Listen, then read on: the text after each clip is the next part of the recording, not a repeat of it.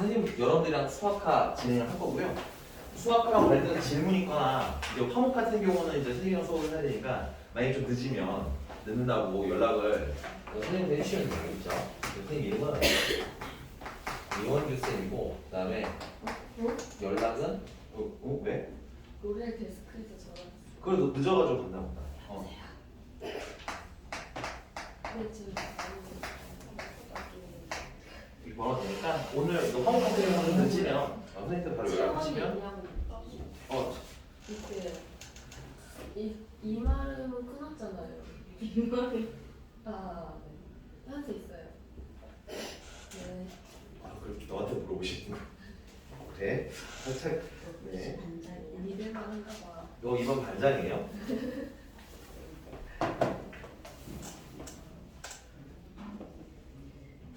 자, 그러면 이제 시작합시다. 지금 표시고요. 우리가 오늘 배우는 게 수학화 첫 단원인데, 개인적으로 이제 첫 단원이 이제 이름이 집합이라는 단원인데, 여러분이 집합을 이게 뭐랄까 너무 식으로 접근을 하시면 쓸데없이 어려워집니다. 그래서 집합의 그냥 기본 원리에 충실을 하면서 식들은 어떻게 활용할 거냐면 식들은 계산에 좀 편리한 도구? 요 정도로 느껴서 진행을 하시는 걸 좀 추천을 드리고 싶어요. 학생들의 이제 취향상 이제 나는 식으로 접근하기 너무 편하다 하는 학생들도 있는 건 아는데 집합은 그렇게 하면 외워야 될 범위가 너무 많아진다. 그래서 그리고 생각보다 단순한 얘기인데 너무 이렇게 좀 어렵게 파악하게 되는 경우가 좀 있더라고요. 그래서 첫 단원 집합을 시작할 건데 페이지는 네, 6페이지 표시면 됩니다. 초반에 간단한 것들은 그냥 읽고 넘어갈 거고요. 조금 정리해야 될 것들은 좀 써드릴게요. 자, 그래서 6페이지 보시면 집합의 뜻과 표현이라고 해서 집합. 자, 어떤 조건에 의하여 그 대상을 체크할게요. 분명하게 정할 수 있는 것들의 모임. 여기 분명하다는 거 여러분들도 잘 아시겠지만 누가 보더라도 객관적인 상태를 얘기한다고 보시면 돼요. 그래서 옆에 1번 같은 경우 잠깐 보면 100에 가까운 수의 모임이라고 하는데 100에 가까운 수라고 하면 뭐가 떠올라 일단 첫 번째는? 그리고 또 그래 맞아. 그럼 이제 누군가 99.9라고 할 거야. 그럼 또 누가 또 질세라 이러겠지? 99.99요 이럴 거 아니야, 그치? 그러면 결국 결론이 안 나겠지? 그래서 이렇게 애매한 것들이 있죠. 이런 애매한 것들은 집합에 넣는다 안 넣는다? 안 넣는다. 그러면 니은도 보시면 알겠지만 16보다 작은 4의 양의 배수의 모임이래. 16보다 작은 4의 양의 배수는 뭐야? 4, 8, 12. 여기 명확하죠? 이런 것들은 집합에 대한 얘기인 거고요. 그 다음에 디귿도 그럼 명확하네요. 다리가 2개인 동물들은 정확하잖아. 그치? 그러면 마지막에 보시면 몸무게가 무거운 학생들의 모임이래. 무거운 게 예를 들면 선생님 기준으로는 한 100kg쯤 넘어가야 무거운 것 같고, 그치? 근데 이제 여학생들 같은 경우는 70kg만 넘어도 무거울 수 있고, 그치? 애매한 것들은 어때? 집합이 되면 된다, 안 된다? 안 된다. 괜찮아요? 그럼 우리가 방금 얘기한 게 니은을 예로 들어보자면 니은에 보시면 4의 양의 배수라서 4랑 8이랑 그 다음에 12 이렇게 세 개를 얘기했지. 근데 이제 그걸 수학에서는 표현을 해야 될 거 아니야, 그치? 이 수학 집합을 우리는 표현하는 방법이라고 얘기할 건데, 자, 집합의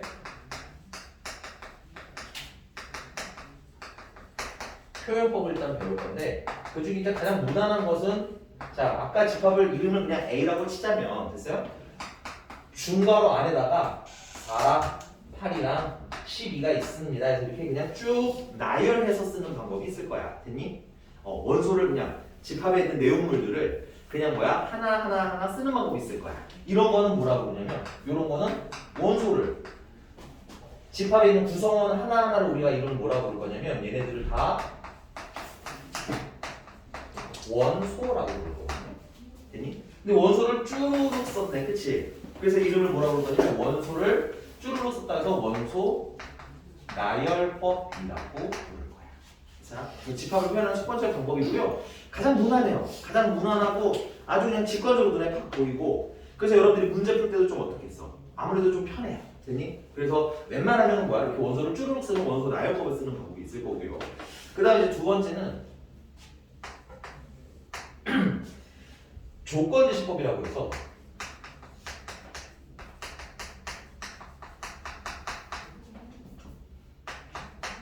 이 집합을 표현을 하는데 조건 제시법은 따로 크게 좀 더 할게요. 중요해서. 얘는 집합을 이렇게 표기해요. 중괄호랑 막대기가 있고 이게 중괄호가 있어. 그래서 이 막대기 기준으로 이 앞에랑 이제 뒤 타입 이렇게 두 개로 나누거든요. 그럼 우리 이름에서 한번 느껴볼까요? 조건 제시법이라고 생각 포인트는 조건이겠지, 그치? 조건을 주는 거야. 그래서 그 조건이 어디 있냐면 여기 뒤가 조건에 해당합니다. 그럼 막대기 앞에 있는 얘가 뭐가 되는 거냐면 얘가 원소가 되는 거야. 그러니까 이 조건에 맞는 원소들로 표기를 하는 거야. 그러니까 조건을 말하는 걸로 표기를 하는 거야. 괜찮니? 그러면 우리가 방금 했던 이 집합 A라는 아까 니은이었죠? 얘 같은 경우는 우리가 뭐를 원소로 할 거냐 문자를 하나 정해 주시는데 여러분들이랑 제일 친한 문자 뭐 있어요? X 있죠? X 쓰셔도 괜찮고요. 그럼 저는 Y가 좋아요. Y 쓰셔도 괜찮아요. A나 B 뭐든 상관은 없어. 그래서 원소가 될 타겟 문자를 하나 딱 써주시고 그럼 막대기 하면 이제 앞에가 원소가 되는 거겠지. 그럼 이제 이 X 원소에 대한 뭘 주는데? 조건을 주면 되는 거야. 그치? 근데 아까 조건이 뭐였냐면 16보다 작은 4의 양의 배수라고 했어. 그치? 그래서 X라는 애를 소개해 준 거야. X는 16보다 작은 4의 배수입니다. 이렇게 한글로 써주시는 요걸 우리 뭐라고 부른다? 조건을 딱 준다 해서 조건 제시법이라고 부르니? 근데 아무래도 조건 제시법은 원소가 우리 눈에 팍 하고 안 보이니까 어때? 접근하기가 조금 불편하죠? 그래서 여러분들 문제 풀 때 조건 제시법이 있을 때 좀 헷갈린다라고 하면 가능하면 뭘로 표현해 주시면 좀 더 좋아? 원소날법으로 표현해 주시면 좀 더 좋아. 되니? 근데 이 조건 제시법은 근데 너무너무 중요해서 조금 있다가 필기를 한번 더 할 거예요. 괜찮니? 그 다음에 세 번째가 이제 그림으로 표현하는 거야. 그림. 됐어? 근데 그림 이렇게 부르진 않고요. 벤다이어그램이라고. 심플하게 말하면 그림이라고 하시면 되겠고요. 그래서 A라는 집합이 이렇게 있으면 걔네들 구성 원소를 이 그림으로 그려서 그냥 쓰는 거야. 아까 4랑 8이랑 12가 있었죠? 그림으로 표현하는 방법이 있다. 자, 근데 이제 보면은 주로 이 세 가지 표현법을 쓰는데 문제 풀 때는 우리가 조건 원소날법이나 벤다이어그램을 그려서 푸는 경우가 제일 많을 거예요. 왜냐면 아무래도 조건 제시법은 표현하기는 참 좋은데 다양하게 표현하기도 가능하고요. 표현하기 참 좋은데 눈에 딱 보이지는 이게 안 와. 그래서 실제로 문제 풀 때는 좀 어떻다? 좀 불편한 부분이 있어서 우리가 이제 조건 제시법이 나오면 그 원소날법이나 그림으로 좀 바꿔서 풀 거라는 거 좀 알고 있으시면 좋고요. 근데 문제는 이 조건 제시법은 이것만 있는 게 아니라 한 번 더 써드립니다. 이렇게 괜찮나요? 자, 그럼 두 번째는 이 얘기를 하고 싶은 거야. 그럼 이게 A라는 애가 집합이야. 그럼 그 안에 지금 현재 뭐 4랑 8이랑 12가 들어가 있는 거 아니야? 그치? 근데 이 4랑 8이랑 12를 뭐라고 부른다고 했어요? 원소라고 부르게 되는데 얘가 이 집합 A라는 애 원소라는 표현을 좀 해주고 싶은 거야. 되니? 근데 그걸 한글로 4는 A의 원소입니다. 이렇게 쓰는 걸 수학에서는 별로 좋아하지 않아요. 괜찮니? 그래서 네 번째 하나 더 얘기를 하자면 집합 A라는 애가 4랑 8이랑 12라고 하자면 우리가 이 4라는 애가 집합 A의 원소라는 표기를 하고 싶어. 그러면 4라는 애는 집합 A의 원소입니다 라고 표기하고 싶으니까 앞에는 살짝 원소 쓰고요. 뒤에는 집합을 쓰는데 얘가 원소잖아. 그치? 그때는 어떻게 표기하냐면 이렇게 3개짜리 포크를 이렇게 걸어주시면 돼요. 우리가 앞으로 보는 기호들은 입을 담은 쪽은 좀 작은 사이즈인 거야. 괜찮아? 입을 벌린 쪽은 좀 큰 거야. 괜찮니? 그래서 만약에 여러분 대표적인 게 이거죠. 여기 있는 게 작고 여기 있는 게 큰 거잖아. 그치? 이렇게 해석하시면 좀 덜 어려울 것 같아요. 그래서 얘는 뜻이 뭐야? 4는 집합 누구의? A의 원소다. 이렇게 읽으시면 되는 겁니다. 괜찮아요? 근데 내가 그럼 여기서 만약에 16을 얘기한다면 16은 집합 A의 원소인가요? 원소가 아닌가요? 원소가 아니죠. 그럴 때는 어떻게 하냐면 원소가 아니다라는 의미로 막대기를 붙일 거예요. 나디폴이랑 똑같다고 보시면 돼요. 그래서 이때 이 의미는 뭐야? 16은 집합 A의 원소가 아니다. 이렇게 보시면 되겠습니다. 그래서 이 기호를 함축적으로 활용할 거기 때문에 우리 수학화를 아주 처음 하는 분이 혹시 있나요? 아니요. 처음 하는 분들은 기호 좀 잘 외우시면 되고 두 번째 하시는 분들도 의외로 기호가 좀 헷갈리실 수 있어요. 그래서 수학화를 하면서는 배우는 기호들을 조금 뭐해달라? 좀 잘 외워주시는 게 좋습니다. 뜻은 정확히 좀 알고 있으셔야 돼요. 네. 여기까지 괜찮습니까? 네.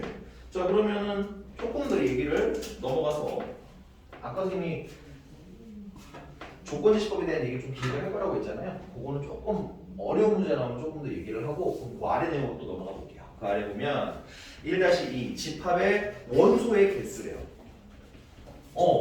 아까 이거 지워버리게 했는데 이 집합 A는 원소가 몇 개예요?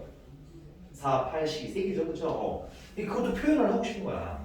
근데 이걸 한글로 A의 원소의 개수는 3개입니다. 이렇게 쓰는 걸 수학은 별로 좋아하지 않습니다. 네, 그래서 우리가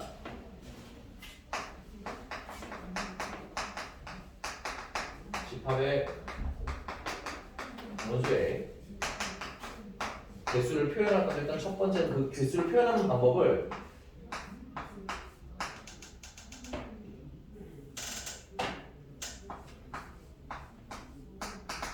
이렇게 표기할 거예요. 이 앞에 n은 여러분들이 잘 아는 넘버예요. 됐니? 그러니까 해석은 그냥 개수라는 뜻으로 보시면 돼요. 개수는 개수인데 누구의 개수냐면 이 안에 있는 네모 있죠, 네모. 얘는 집합을 뜻합니다. 근데 이제 집합은 여러분들 오해하시면 안 되는 게 표현할 수 있는 게 두 가지 방법이 있는 거야. 그냥 이름을 부르는 방법이 있어요. 우리가 예를 들어서 여기서는 A라는 애를 4, 8, 10이라고 했잖아. 그러면 집합을 그냥 A로 읽어도 괜찮은 거야. 괜찮니? 근데 그냥 그 집합을 이 형태 전체로 읽을 수도 있겠죠. 그래서 여기에 선생님이 집합이라고 쓴 거는 뜻 자체를 뭐냐면 집합 네모의 원소의 개수를 구해달라는 뜻인데 이건 쓰지 마세요. 여기가 이렇게 가지고 올게요. 자 그럼 여기서 내가 만약에 NA라고 한다면 얘를 기준으로 NA라고 한다면 집합 A의 원소의 개수잖아. 몇 개야? 하나, 둘, 세 개지? 그럼 3 쓰시면 돼. 근데 이렇게 쓸 수 있다는 거야. 아 집합 중괄호 4, 8, 12의 원소의 개수를 구해주세요 라고 하면 이 집합의 원소의 개수인 거지. 몇 개야? 3개야. 그래서 가끔 이렇게 쓰는 건 잘 이해하는데 가끔 이렇게 나오면 좀 당황하시더라고요. 그래서 이 안에 들어가는 이 집합의 형태는 이름일 수도 있고 집합 자체일 수도 있다는 거. 예. 알고 있으시면 좋을 것 같고요. 그럼 두 번째는 아니 원소의 개수가 몇 개일 수도 있어. 원소의 개수가 없는 애들도 있을 수 있잖아요. 빵개 괜찮아? 이런 건 우리가 뭐라고 부를 거냐면 공집합이라고 부를 거예요.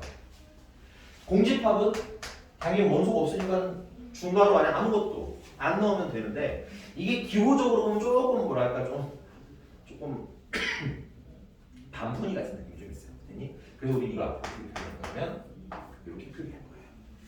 그래서 요 동그라미 막대기 하면 얘는 공집합이라는 뜻이 있고 원소가 없던 집합, 없는 집합 이렇게 해석하시면 될 것 같습니다. 괜찮나요? 네. 자, 그럼 이제 세 번째는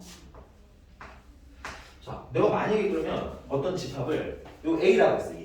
얘는 원소가 몇 개야? 딱 3개로 정해져 있지. 그 얘는 그냥 원소의 개수가 정해져 있네. 요런 애들을 우리는 뭐라고 부를 거냐면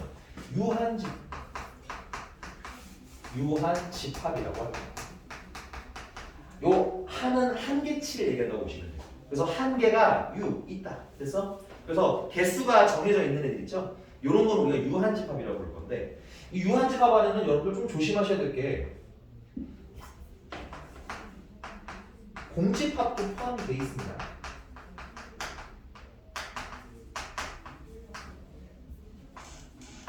공집합도 포함되어 있어요. 공집합은 원소가 없는 거잖아, 그렇지? 이게 빵개라고 정해져 있는 거야.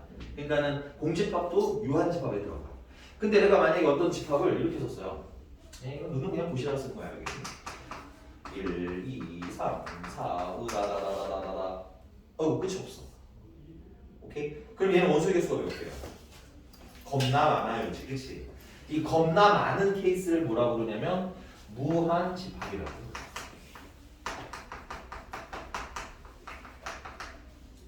이 두 개 구분은 유한집합은 그냥 심하게 하자. 개수가 있다. 됐어? 몇 개인지 셀 수가 있다. 됐어? 무한집합은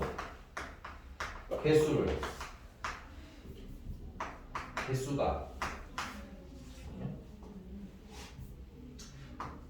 무한히 많다. 이렇게 생각하시면 되겠네요. 그래서 심플하게 정리하자면 유한집합은 개수를 셀 수 있는 거, 무한집합은 개수를 셀 수 없이 너무 많은 거. 이렇게 가시면 되겠습니다. 괜찮나요? 네. 네, 여러분들 선생님이 딱히 말하지 않아도 거기 7페이지에 있는 교과서 문제 정보까지 같은 거는 그냥 기본 숙제예요. 오래 걸리지 않아요. 그냥 이렇게 쓱쓱쓱 네, 풀어서 보시면 되겠습니다. 근데 우리가 지금 풀 만큼 막 되게 까다롭고 이런 애들은 없어서 그냥 좀 넘어갈 거고요. 그 아래 페이지를 조금 넘어가서 몇 개만 좀 가지고 놀아보고 넘어가도록 합시다.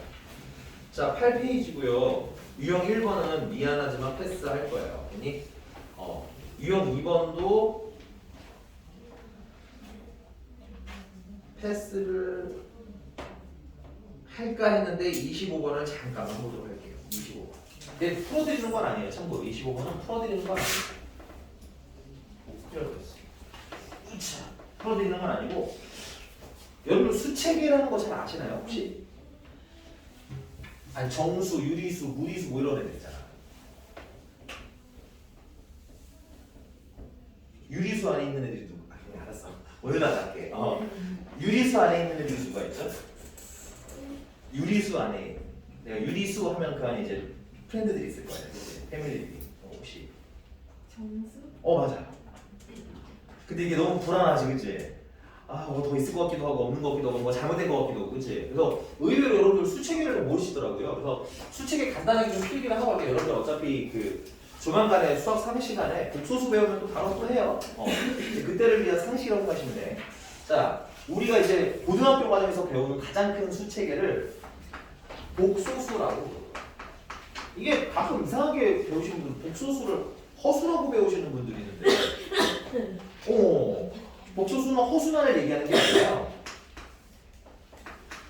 실수랑 허수를 합쳐서 복소수라고 해요. 근데 웃긴 거는 복소수를 배우는 시점에는 여러분들 요 실수라는 거는 중3 때까지 다 배운 거거든. 뭐 루트도 배우고 뭐 배웠잖아, 그치? 그러다 보니까 고등학교 와서 복소수라고 하면 실수를 자꾸 다루는 건 재미가 없잖아. 그래서 그냥 허수를 다룰 뿐인 거야. 근데 이제 문제를 풀면 맨날 허수만 나오니까 난 복소수가 허수인지 안 하는 이런 분들도 있어요. 오케이? 오해하면 안 돼. 복소수는 실수랑 허수를 합친 거야. 그럼 이 실수 안에 또 뭐가 있냐면 혹시 뭐 누구 뭐랑 뭐가 있는지 혹시 아는 사람 있어요? 없어. 알았어요. 유리수랑 무리수가 있어. 이게 괜찮나요? 그래서 여기 우리가 아는 유리수 같은 경우는 여러분들 이렇게 생각하시면 편해. 이거 사실 좀 알고 있으시면 됩니다. 아주 심플하게 말하면 분수꼴로 표기 가능한 숫자들 있지. 요런 애들을 우리는 유리수라고 해요. 근데 물론 조금 더 디테일하게 들어갈 건 있어요. 분수꼴로 표기가 가능한데 부모 분자가 더 이상 약분되지 않는 상태 뭐 이런 거 설명이 조금 더 있긴 한데 우리는 아직 그냥 심플하게만 정리할 거니까 오늘은 그냥 심플하게 분수꼴로 표기되는 애들은 다 뭐야? 유리수인 거야. 그럼 분수꼴로 표기가 되는데 예를 들면 이런 애들이 있겠죠. 이렇게도 분수잖아, 그치? 근데 부모가 1인 걸 우리가 써 안 써? 안 쓰지. 그래서 이 4도 뭐에 해당해? 유리수에 해당해. 근데 4도 우리가 뭐라고 불러요? 정수라고 부르지. 그래서 이제 이 유리수는 또 몇 가지로 나뉘면 두 가지로 나뉘어요. 정수가 아닌 유리수로 나뉘어요. 정수는 여러분 잘 알겠지만 자연수랑 0이랑 음의 정수로 이렇게 나뉘는 거죠. 그래서 누가 누구 안에 들어가는지를 아셔야 하는 거야. 괜찮아? 그럼 내가 예를 들어 좀 더 설명하긴 할 건데 그냥 여기까지만 기준으로 내가 예를 들어보자면 내가 유리수라는 루트 5라는 애가 있는데 내가 얘를 실수라는 집합의 원소냐 물어보면 이건 뭐야? 맞는 얘기. 왜냐면 무리수, 루트 5는 무리수잖아. 근데 걔는 어디 안에 있어? 실수 안에 있으니까. 괜찮아? 그 다음에 3이라는 건 정수인데 얘를 내가 유리수라고 불러도 되는 거예요. 괜찮니? 그래서 이런 역학관계 좀 아셔야 여러분들 집합할 때 안 헷갈리니까 뭐 많이는 안 나와요. 근데 아주 가끔 나오는데 여러분 좀 헷갈릴 수 있으니까 이 정도 좀 알아두시면 좋을 것 같고요. 그 다음에 무리수는 여러분들 어떤 애가 무리수냐면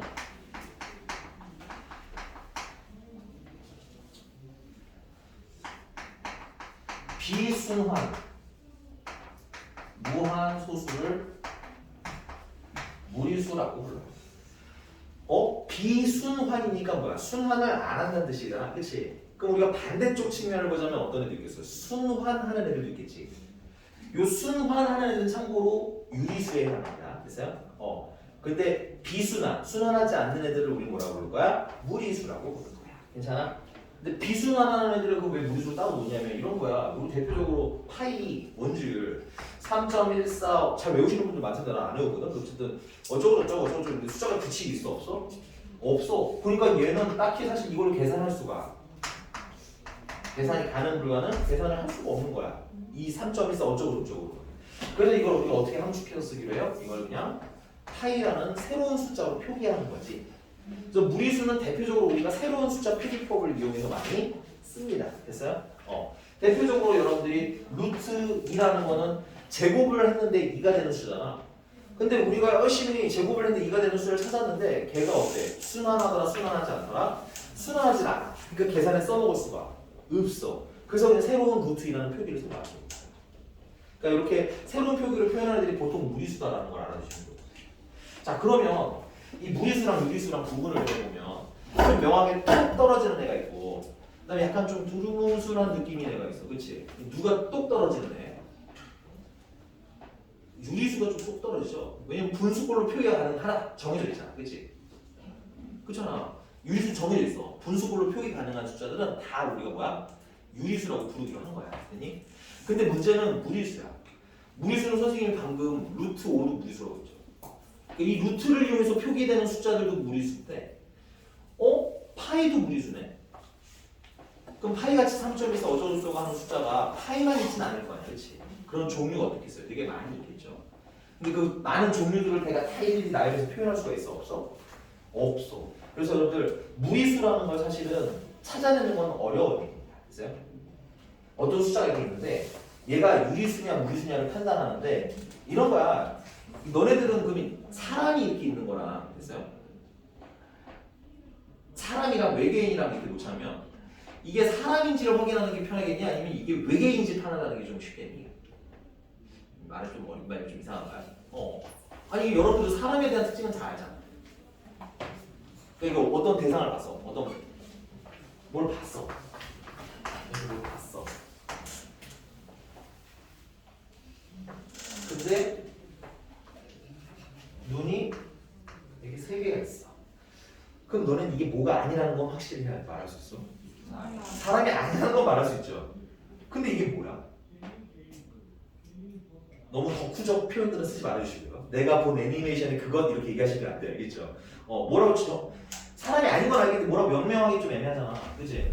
그래서 우리는 사람인 걸 구분하는 건 쉬운데 이게 이렇게 생긴 게 지구에 사는 애런지 아니면 지구에 없는 애런지 아니면 외계에 사는 애런지는 알 수가 없어. 애매해. 그 정체까지는 알 수가 없는 거야. 오케이? 그러니까 숫자도 마찬가지야. 유리수라는 애는 정체를 금방 밝혀낼 수가 있어요. 정해져 있으니까. 근데 무리수는 외계인 같은 거야. 너무 많아 종류가. 그러니까 무리수, 얘가 어떤 무리수라고 증명하기는 조금 뭐한 지점이 있어요. 불편한 점이 분명히 있습니다. 됐어요? 그래서 우리가 무언가 증명을 할 때는 그럼 유리수라는 걸 이용하는 게 편해? 무리수라는 걸 이용하는 게 편해? 유리수냐 아니냐를 만드는 거예요. 그래서 어떤 숫자가 이렇게 있는데 너무 많이 들어가는 거예요. 이 루트 5가 무리수라는 걸 증명을 하고 싶대. 근데 사실은 알긴 하지 우리가 이걸 모르지는 않는데 여러분들이 가끔 오해하는 게 있어요. 루트 5라는 걸 여러분들이 무리수라는 걸 몰라서 증명을 시키는 게 아니라 이 루트 5라는 게 모든 사람이 누가 보더라도 꼬꼬마가 보더라도 무리수라는 걸 보여주는 게 증명이거든. 내가 안다는 게 중요한 게 아니라 누군가한테 설명을 하는 게 중요한 거야. 그러니까 아까 말한 대로 얘가 외계인임을 증명을 하고 싶은데 어쩌다 보면 지구에 사는 애일 수도 있잖아. 그러니까 얘가 외계인이냐 아니냐를 증명하는 건 어때? 좀 어렵지. 근데 여러분들 이런 설명을 할 수 있어요. 이게 사람이니 사람이 아니니? 사람이 아닌 건 얘기할 수 있잖아. 오케이? 얘도 마찬가지야. 얘가 무리수라는 걸 증명하는 건 좀 힘들어. 알지만 설명은 힘든 거야. 그래서 우리는 어떻게 증명하냐면 얘를 이게 유리수라면 거꾸로 뒤집어 버린 거죠. 얘가 유리수라면 난 증명할 수 있어. 해서 증명을 막 해. 근데 이게 유리수가 될 수가 없네. 그러니까 이 그림에처럼 어떤 사람이 얘가 사람인지 아닌지를 확인하고 싶은데 막 조사를 해봤더니 눈이 하나가 더 있는 거야. 그럼 사람이 아니잖아. 그지? 마찬가지야. 얘도 내가 루터가 유리수라는 걸로 생각하고 막 증명했는데 유리수가 될 수가 없대. 그럼 뭐가 되는 거야? 유리수가 아니니까 무리수. 안 넘어오니까요. 네. 뭐 얘기는 우리 나중에 할 겁니다. 근데 미리 좀 알아두시면 이 수체계를 하는 이유는 나중을 위해서. 자, 그 다음에 이제 여러분들 잘 아는 거야. 허수. 허수는 허수 단위가 달려있는 애들을 허수라고 부릅니다. 그래서 여러분들 이 수체계 줄 아셔야 여기 25번 같은 거 문제 푸실 때 좀 도움이 될 것 같아요. 되니? 25번은 풀진 않아요. 여러분들 이거 잘 메모해 놓으시고 나중에 점검을 하시면 될 것 같아요. 자, 그 다음에 유형 3번이고요.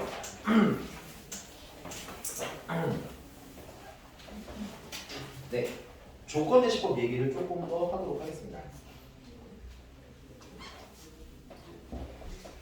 선생님 원소를 표현하는 법을 우리가 대표로 세 가지 얘기했잖아. 원소를 줄로 쓰는 원소 나열법이 있고요, 그렇죠? 그 다음에 조건을 제시해주는 조건 제시법이 있고요. 그 다음에 이제 그림으로 표현하는 벤 다이어그램이 있었어요, 그죠? 근데 그 중에서 원소 나열법이나 벤 다이어그램은 그냥 명확하죠. 그냥 눈에 보이잖아. 제일 문제가 되는 건 누구야? 조건 제시법이에요. 조건 제시법은 따로 좀 필기를 추가하고 들어갈 겁니다. 조건 제시법의 첫 번째, 아까도 말씀드렸지만 특이점은 뭐냐면 막대기가 가운데 있어요. 그래서 막대기가 가운데 있는데 이 앞에 있는 애들이 뭐에 해당하는 거야? 이 집합의 원소가 될 특징을 표기하는 거고요. 그 다음 뒤에는 뭐야? 이름 그대로 그 원소에 대한 조건을 표기를 하는 겁니다. 근데 아까 원소라고 하면 대부분 문자가 하나 쓸 거라고 했잖아. 근데 이 조심해야 되는 게 꼭 문자가 하나만 있지는 않아요. 그래서 예를 들어보자면 이런 게 또 있어. 자, 가장 쉬운 거 x바 x는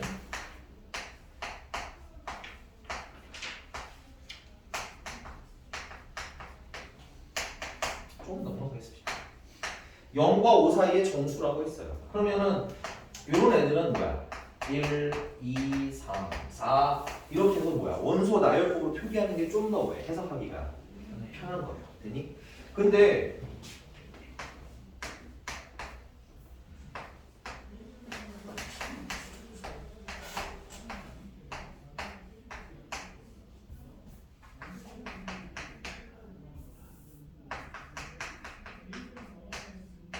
이렇게 쓰면 안 돼. 조금만 힘내요. 조금만 힘내요. 네. 이렇게 쓰면 이거 원소 나열법 쓰기가 불편해. 불가능에 가깝죠. 왜냐면은 0보다 큰 것부터 시작을 해야 되는데 그럼 0.1, 그럼 0.01도 가깝잖아. 그치? 그래서 어때? 원소나열로 쓰기가 좀 불편한 거야.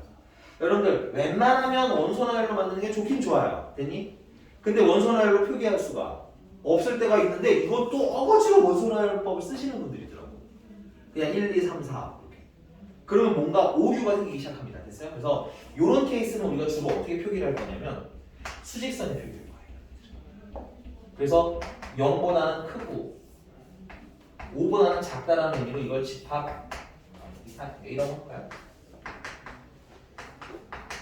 이렇게 해서 이렇게 수직선으로 표기하실 수 있다는 것도 알아주시면 돼요. 부등식인 경우에는 수직선으로 표기하는 게 훨씬 편하실 수가 있다. 애매함이 없어진다는 거야. 괜찮아? 자, 그 다음에 이런 애도 있어요.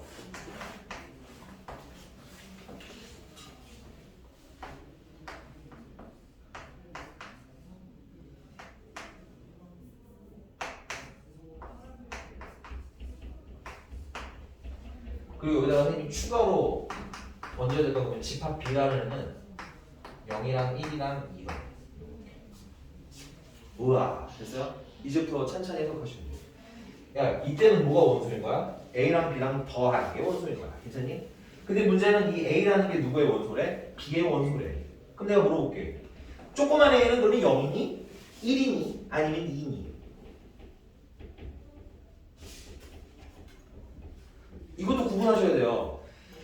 0일 수도 있고 1일 수도 있고 2일 수도 있는 거라 0 아니면 1 아니면 2라는 건 분명히 다른 표현인 거야. 됐니? 근데 여기서는 A가 B의 원소라고 했으니까 얘가 A일 수도 있고 얘가 될 수도 있고 얘가 될 수도 있고 다 생각해야 된다니. 됐니? 그럼 당연한 얘기지만 B도 0일 수도 있고 1일 수도 있고 2일 수도 있는 거야. 괜찮니?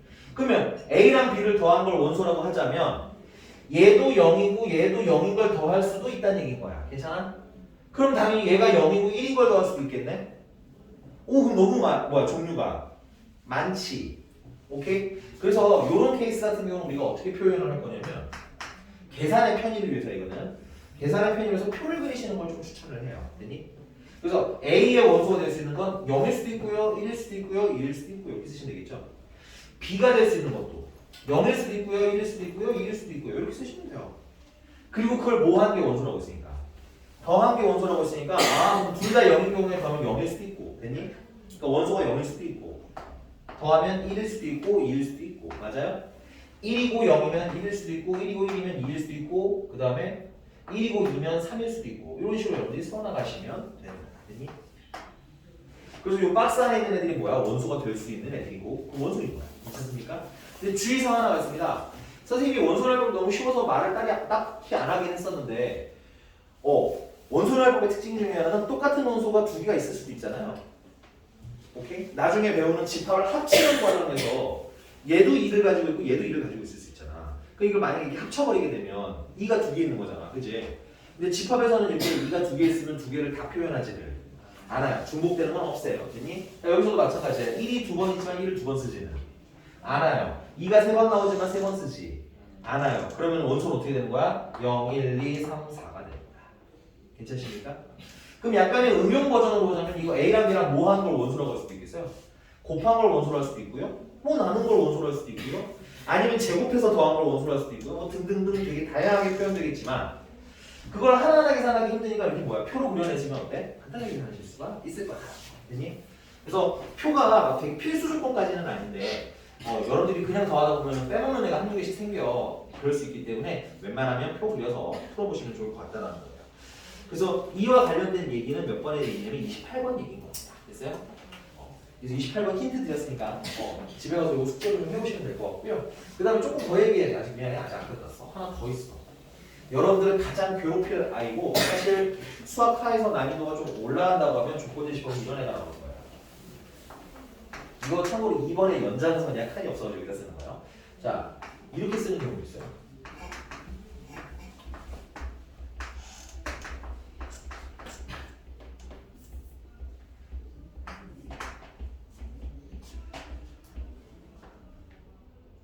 이번에 원소가 뭐라는 거야?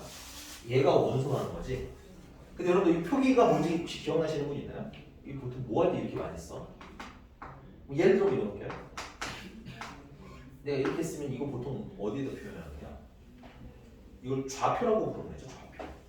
X축에서는 얼마에 해당하는 칸이에요? 1 됐어요? Y는 2. 그거를 합쳐서 얘를 뭐라고 부르는 거야? 1, 2 이렇게 쓰잖아. 그치? 자, 여러분들 요 X, Y라고 하는 이 소괄호는 좌표라고 생각하시면 돼요. 그러니까 원소가 좌표라는 거야. 됐니? 근데 그 조건을 만족하는 애가 누구야? 요 식을 만족하는 좌표들을 쓰라는 얘기인 거예요. 그럼 예를 들면 X가 1이야. 그 Y는 얼마야? 2잖아. 결론은 1,2라는 좌표가 원소라는 얘기지. X가 2면 Y는 그 2,3도 원소라는 얘기지. 근데 문제가 하나 있어요. 그 1.1도 해야 될 거 아니야. 그지? 그리고 1.2, 1.2도 해야 되고 뭐 1.23도 해야 되고 뭐 1. 벌벌벌 다 해야 될 거 아니야. 그치?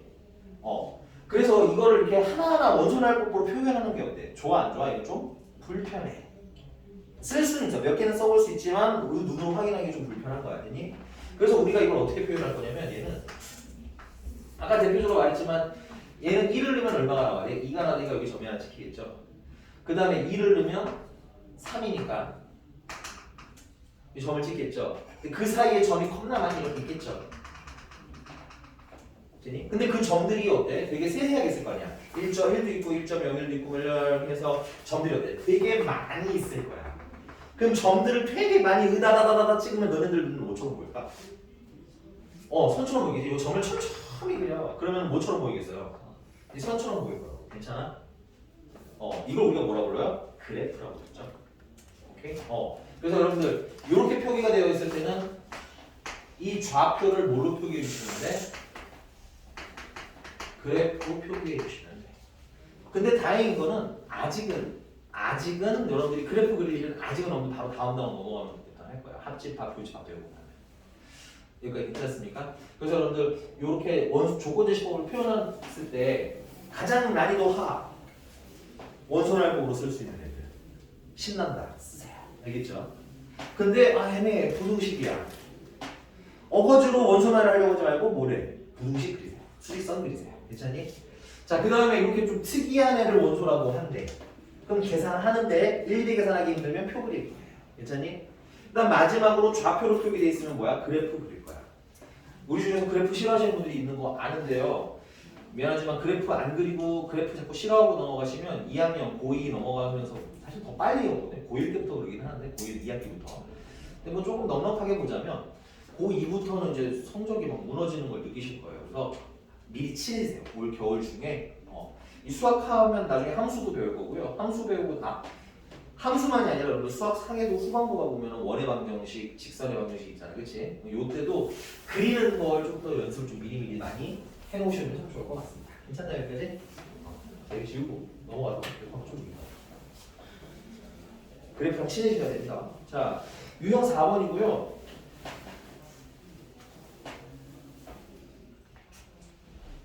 네. 재미없어서 안 할래요. 쉬워요. 아니,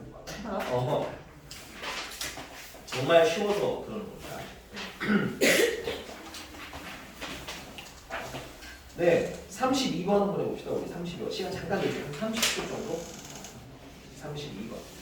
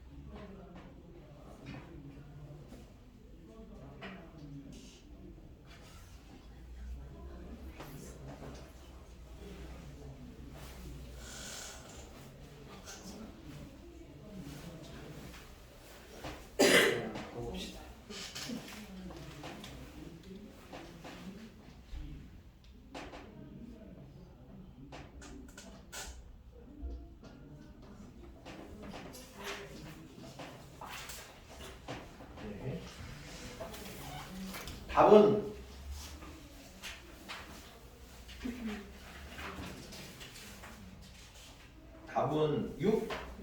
네, 괜찮죠? 뭐 어렵지는 않습니다. 네. 자, 넘어가기 전에 이제 개념 하나만 더 하고 바로 문제 풀어보도록 할게요.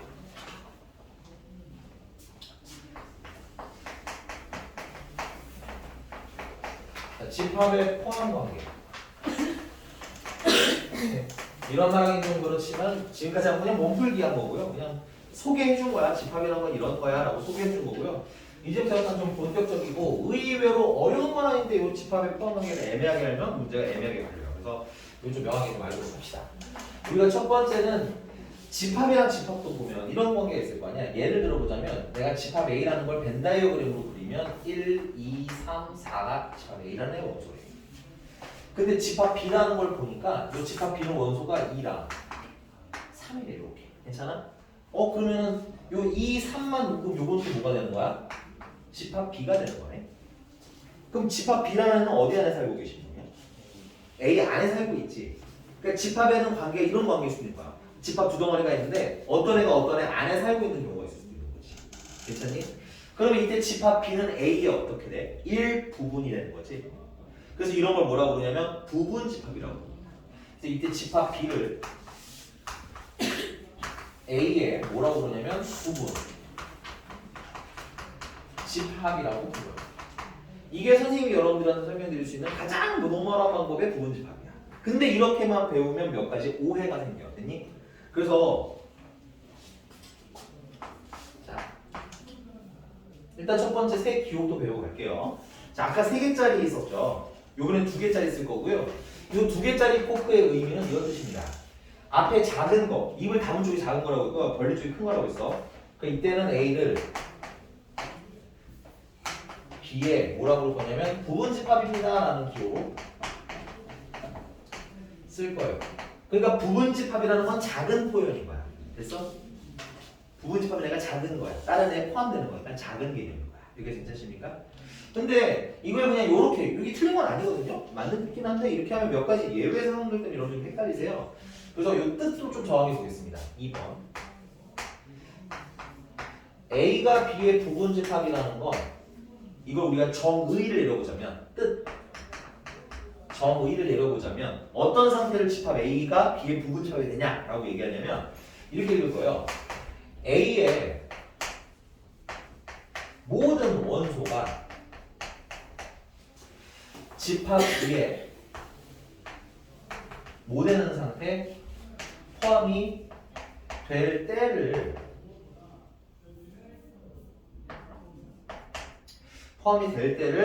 A가 B의 부분 집합입니다 라고 부를 거야. 그러니까 예를 들면 이런 거죠. 집합 B의 원소가 2랑 3이야. 그치? 근데 얘는 다 A 안에 살고 있지.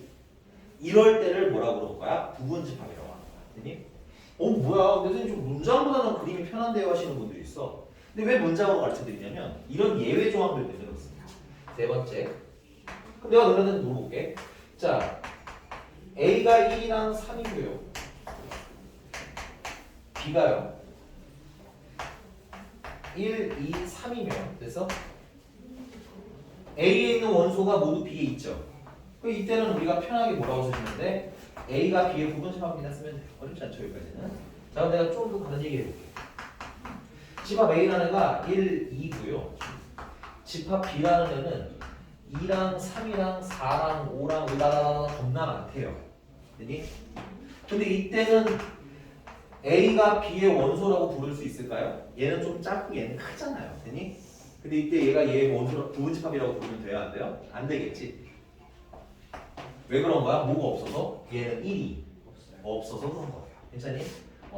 자, 그래서 여러분들 부분 집합이라는 건 단지 크고 작고만 얘기하는 건 아니라는 거야. 됐니? 그다음 두 번째, 제일 헷갈리는 거.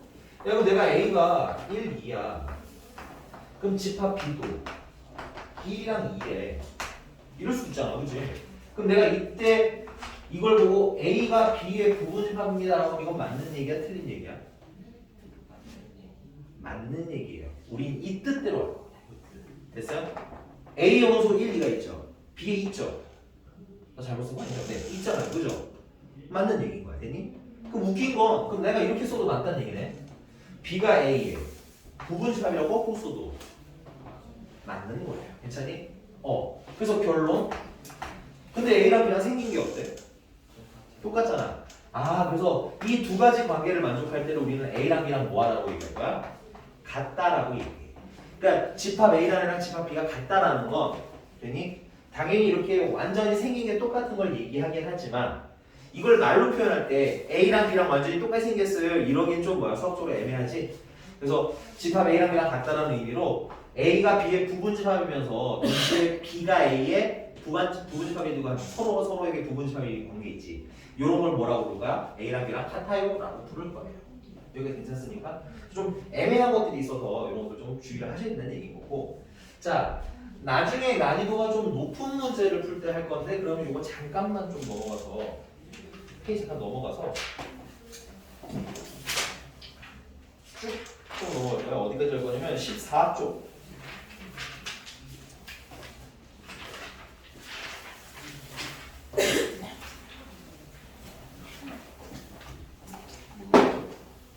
이제 62번으로 그냥 잠깐 볼게요. 참고로 이거 다 빨리 못 냅니다. 여러분 늘 배웠어요. 62번 그냥 잠깐 보면 자, 62번에 집합 A가요, 지금 조건 제시법으로 써져 있죠? 근데 조건 안에 체크하세요. 조건 안에 뭐가 있어? 방정식이 있죠. 오케이? 이러면 방정식을 푸시면 돼요. 이 방정식을 푸시면 x는 얼마가 나와? 마이너스 1이다가 나오고 그 다음은 3이다가 나와요. 그래서 여러분 이렇게 쓰시면 돼요. 웬만하면. 조건 제시법으로 써져 있는 건 직관적으로 해석하기 힘드니까 이게 원소할 거면 쓸만하면 쓰시라는 얘기인 거예요. 됐니? 자, 그 다음에 집합 B라는 애는 여러분들 요거 필기 좀 볼게요. x가 누구 사이? 절대값 x가 4보다 작다라고 돼 있죠. 그래서 요거 우리 어떻게 풀었어야 돼? x라는 애는 마이너스 4보다 크면 절대값 치면 어때? 4보다 작겠네. 그치? 예를 들면 마이너스 4보다 크다는 건 마이너스 3, 마이너스 2, 마이너스 1 이런 애 있는 거잖아. 그치? 그 다음 뭐보다 작으면? 4보다 작으면 되는 거죠.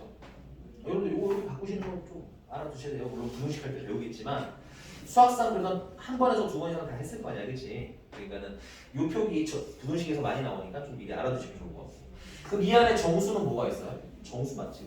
정수니까 마이너스 3, 마이너스 2, 마이너스 1, 0, 1, 2, 3 쓰실 수 있으면 쓰세요. 웬만하면 또 쓸 수 있습니다. 원소 날 거거든요. 그러니까 괜찮아? 자, 근데 거기 여러분들 이런 비유가 있어요. x라는 애는 이렇게 써져 있는 거야. 됐니? 자, 아직 답은 못 찾았지만 이 뜻 정도는 좀 알고 있다는 얘기인 거예요. 자, 첫 번째 A라는 게 X의 부분집합이라는 얘기지. 근데 A가 원소가 뭐가 있어요? 마이너스 1이랑 3이라는 애가 있네. 맞습니까? 그럼 이 첫 번째 뜻 X는 마이너스 1과 3을 뭐 해야 한다는 뜻인 거야? 그렇지. 이게 중요한 거야. 문제 풀 때. 됐니? 막연히 그냥 마이너스 1을 이렇게 데리고 있어요. 이러면 문제 풀 때 어때? 헷갈리기 시작한다고. 됐니? 그래서 명확하게 A가 X의 부분집합이라는 건 X라는 애가 A의 원소를 다 가지고 있어야 된다 이 뜻으로 해석하셔야 되니?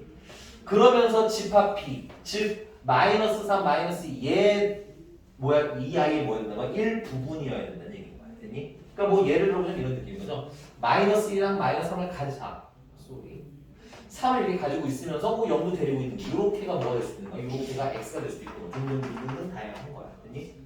근데 우리가 아직 배움이 좀 짧아. 이 문제는 끝까지 답을 찾을 수는 없어. 그래서 앞에 것만 여러분 일단 잘 체크를 하자는 얘기가 이렇게 명확히 뜻을 아셔야 풀 수 있으니까. 이거 맞아요? 괜찮아요? 네. 자,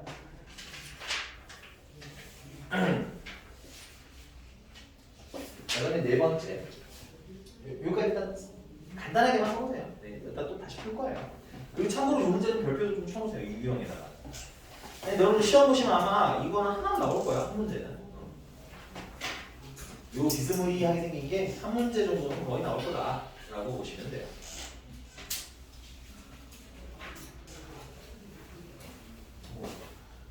다가 다시 한번 써보고요. 그다음에 네 번째.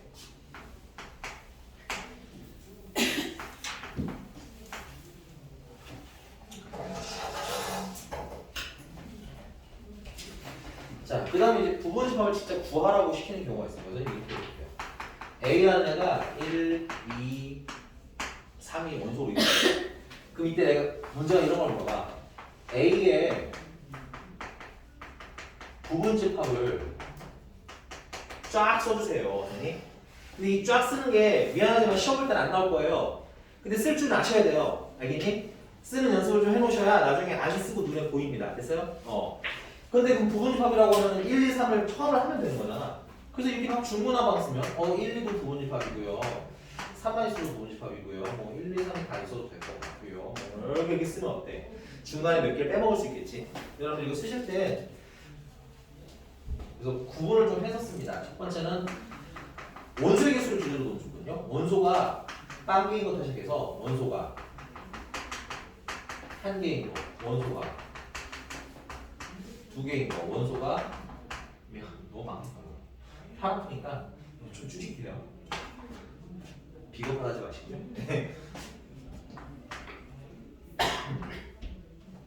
A가 원소 두 개밖에 없으니까 이렇게 쓰시는 거 추천드릴게요. 그러면 첫 번째 너무 중요한 핵심인 것 같아요. 원소가 빵개인 것도 있어야 돼요. 알겠니? 원소가 빵개인 걸 뭐라 그러거든요? 그래서 여러분들 공집합은 기본적으로 모든 집합에 공집합 자기 자신도 포함이 됩니다. 모든 집합에 부분 집합으로 기본적으로 세주셔야 돼요. 모든 집합에 부분 집합이야. 공집합. 그래서 부분 집합 세세요 하면 공집합 일단 스타트를 끊어야 돼. 여기가 괜찮습니까? 자, 그 다음에 원소가 한 개인 건 그러면 뭐도 있어요? 1만 있는 뭐 집합도 있겠죠.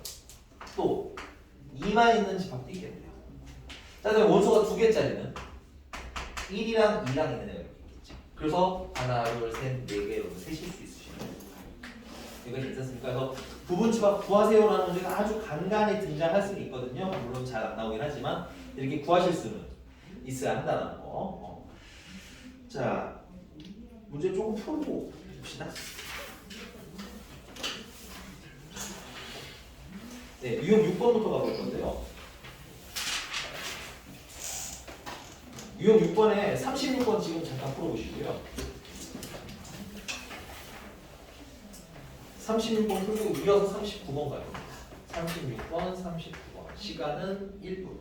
하나랑 30초.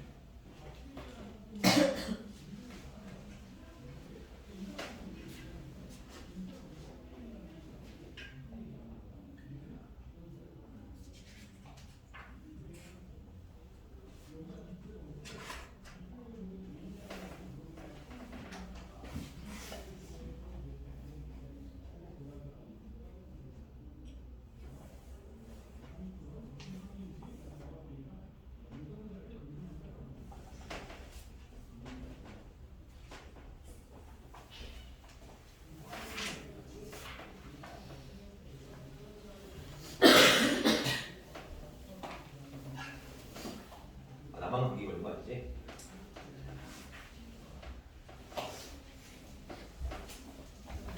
자, 네, 1분이 안 된 것 같기도 하지만 그냥 할게요. 분위기 보니까 대부분 두 개 중에 하나야. 했거나 못 풀고 있거나 둘 중에 하나인 것 같아요. 근데 일단 뭐 36번 쉽죠? 36번 참고로 기억이랑 리을이랑 미음입니다. 혹시 여기서 기억, 미음, 기억부터 미음까지 해서 이거 애매해요 하는 거 있어요 혹시? 네. 그러면 없으시겠지만 그냥 요거 하나 또 좀 필기 간단하게만 할게요. 여러분들 이게 기호가 두 개를 배우다 보면 좀 헷갈릴까봐. 자, 포크가 3개짜리는 여러분들 이렇게 알아두시는 게 좀 좋아요. 앞에는 원소고요, 뒤에는 정확히 말하면 큰 게 집합일 때를 쓰는 거야. 됐니? 자, 그 다음에 2개짜리는 누구와 누구 사이에 관계가 있으냐면 집합 사이에 관계가 쓰는 거야. 됐니? 이게 되게 생각보다 간단하잖아. 그치? 중요해. 어디서 중요해? 39번에서 중요해. 39번의 답을 먼저 스포할게요. 39번의 답은 4번입니다. 근데 나 손 들라고는 안 할 테니까 그냥 속으로 생각을 해봐. 여러분들이 항상 공부할 때 이런 게 있어야 돼. 39번을 정말 매끄럽게 명확하게 한치의 의심 없이 푸시는 분도 있지만 어떤 분들은 그냥 느낌적인 느낌으로 푸시는 분들이 있어요. 느낌적인 느낌이 안 중요한 건 아니야. 이건 우리 실전에서 써먹어야 돼. 여러분 느낌적인 느낌으로 풀어야지. 실전에서 모르는 문제 있으면 그걸 가야지. 센스로 가야지. 되니? 근데 공부하는 중에는 느낌으로 풀고 동그라미 치고 넘어가는 습관이 들면 실전에서는 그거 또 만났을 때 어떨 가능성이 높아? 틀릴 가능성이 높아.